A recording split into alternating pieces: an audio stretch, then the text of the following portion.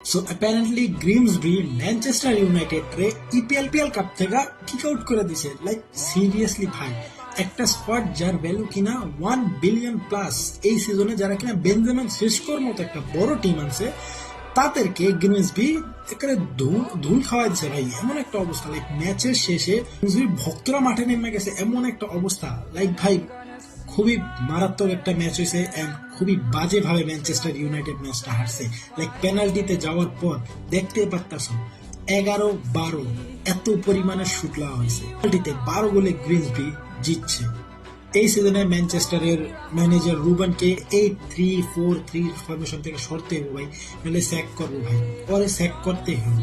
Like Manchester ইউনাইটেডে যেই প্লেয়ারই আহে হয় বাজে পারফর্ম করতেছে। এখন সবাই বুঝতেছে, সবাই ধরতেছে যে প্রবলেম প্লেয়ারদের মধ্যে না, প্রবলেম ম্যানচেস্টার ইউনাইটেডে। তাই হইতাছে এমন। বেঞ্জামিন সেস্কোর মতো একজন প্লেয়ার আইনাও তোমরা ভালো রেজাল্ট আনতে পারতেছ।